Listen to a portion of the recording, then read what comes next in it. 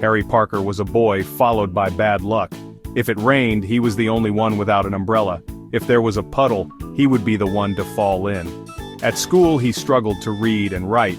Even games were a challenge. He tripped over his own 2 feet more than he scored goals. His friends often played without him, not out of malice, but because they didn't want him to get hurt. Life was a series of unfortunate events for me. My parents worried, my teachers sighed, and I just wished things would change. He dreamed of a day when he wouldn't be the boy everyone felt sorry for, the boy with the perpetual cloud hanging over his head. Little did he know a storm was brewing, one that would change everything. He often drew pictures of sunny days and wrote in his journal about a life free from misfortune. But whether this storm would wash away the clouds of misfortune or bring a tempest to his life, only time would tell. Across the street from Harry Parker lived Professor Sharma, a scientist whose garage was the stuff of legends. Kids whispered of strange lights, bubbling concoctions, and contraptions that hummed with unknown energy. One particularly dull afternoon, Harry Parker's football landed with predictable misfortune right inside the professor's open garage. Hesitantly, I approached the garage. The door was ajar, revealing a wonderland of wires, tubes, and flashing lights. The air crackled with an odd energy. My heart pounded in my chest, a mixture of fear and excitement bubbling inside me. As I stepped inside to retrieve my ball, my foot snagged on a wire. There was a flash of green light, a buzzing sound, and then everything went dark. When I opened my eyes, I felt different, changed. I couldn't quite place it, but something was definitely different. I began to explore the garage, my eyes widening at the sight of strange contraptions. There were bubbling concoctions in beakers, each one more mysterious than the last. Intricate machines with gears and lights whirred softly, their purpose unknown. I reached out to touch a glowing orb, feeling a strange warmth emanating from it. As I looked at my hands, I realized they were tingling with a new energy. Harry Parker stood in awe, realizing that this was no ordinary garage. It was a place of wonders, and he was now a part of it. The next morning, Harry Parker woke up a changed boy. His clumsiness was gone. He aced his math test, much to his teacher's astonishment. In the football field, he moved like a whirlwind, scoring goals with an almost effortless grace. His newfound intelligence was equally astonishing. I devoured books on physics and mathematics, subjects that had once seemed like an insurmountable challenge. My brain felt like a sponge, soaking up information at an incredible pace. Word of Harry Parker's transformation spread like wildfire. He was the talk of the town, his story a beacon of hope for every underdog. But amidst the adulation, Harry Parker felt a strange undercurrent, a tingling sensation that ran through his veins, a feeling that something wasn't quite right. Professor Sharma, meanwhile, was in a state of utter despair. His experiment, the culmination of years of research, had seemingly failed. The energy particles he had been trying to harness had disappeared, leaving no trace. Little did he know those very particles had found a home, not in his instruments, but in young Harry Parker. Observing Harry Parker's remarkable transformation, a spark of realization ignited in the professor's eyes. Could it be? Had my experiment worked after all, but not as I had expected? He decided to observe Harry Parker more closely, his scientific curiosity piqued by this unexpected turn of events. He noticed the subtle changes in Harry Parker's behavior and energy levels. The professor, however, was torn. He was unaware of the potential consequences of his experiment, of the forces he had unleashed within the unsuspecting Harry Parker. His mind raced with the possibilities and the ethical dilemmas of his discovery. Gap 3S. Harry Parker, now overwhelmed by his newfound powers, begins to lose control. He isolates himself, struggling with the energy particles within him.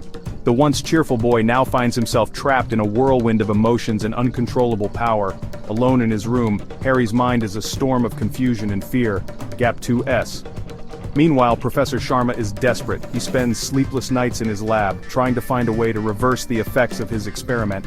His guilt weighs heavily on him, knowing that his scientific curiosity has turned a young boy's life upside down.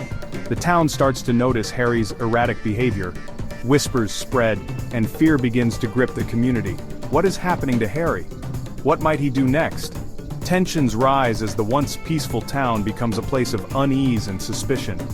Harry's struggle is not just with the energy particles but with his own identity. Who am I now? What am I becoming? He grapples with these questions, feeling more isolated than ever.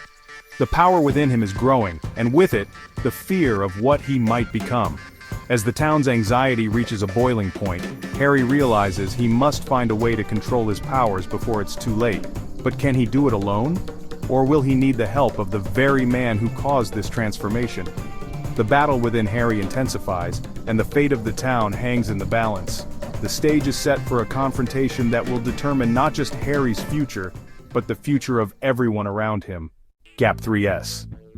As Harry Parker's powers continue to spiral out of control, he realizes that he cannot face this battle alone. Gathering his courage, he reaches out to his friends and family, explaining the turmoil he's been through. With their support, Harry feels a renewed sense of hope and determination. The stage is set for the ultimate confrontation. Harry, accompanied by his loved ones, heads towards Professor Sharma's lab. The air is thick with tension and anticipation. As they enter the lab, Professor Sharma stands ready, his face a mixture of regret and resolve. "Harry, you have to trust me. Together we can fix this." Harry takes a deep breath, his friends and family by his side, lending him strength. "Let's do this, Professor. For once, I won't let this power control me." The process begins, a delicate dance of science and willpower. Professor Sharma works swiftly, his hands steady despite the high stakes. Harry's friends and family watch anxiously, their hearts pounding. Slowly, the energy particles begin to separate from Harry's body, a shimmering light that seems to hold the weight of the world. Harry feels a mix of pain and relief as the particles leave him. The room is filled with a tense silence, broken only by the hum of the machines. Finally, with one last surge of effort, Professor Sharma completes the procedure. The energy particles are safely contained, and Harry collapses into the arms of his friends, exhausted but free. As he looks up, Harry sees the faces of his loved ones, filled with pride and relief. "Thank you, all of you. I couldn't have done this without you." Professor Sharma steps forward, his eyes filled with tears. "I'm so sorry, Harry. I never meant for any of this to happen." Harry nods, his heart lighter than it has been in a long time. "It's okay, Professor. What's important is that we fixed it." With that, Harry takes his first steps towards a normal life, forever changed by his extraordinary journey. The town breathes a sigh of relief, and life slowly returns to normal. But for Harry, the experience has left an indelible mark, a reminder of the power of resilience and the strength of community. Harry Parker, sensing he was being watched, decided to confront Professor Sharma. He barged into the professor's lab, demanding answers. "What have you done to me? I need to know." Professor Sharma, taken aback, revealed the truth about the accident and the energy particles. "I'm so sorry, Harry. The energy particles, they must have found their way into you." Harry listened, a maelstrom of emotions swirling within him. "I never asked for this power, this intelligence. I just wanted to be normal. But now I'm different, a freak of nature." Anger surged through him, an uncontrollable rage that seemed to emanate from the very particles coursing through his veins. "I don't need you, Professor. I don't need anyone. I'm powerful, invincible." And with that thought, he turned and fled the garage, leaving a stunned Professor Sharma in his wake. The particles, once a source of wonder, were now beginning to exert their control, twisting Harry's thoughts, fueling his rage. "You don't understand, Professor. This power, it's consuming me. Harry, you must control it. Don't let it control you." Harry's mind was a battlefield torn between the power he never wanted and the life he longed for. "I will find a way, Professor, with or without your help."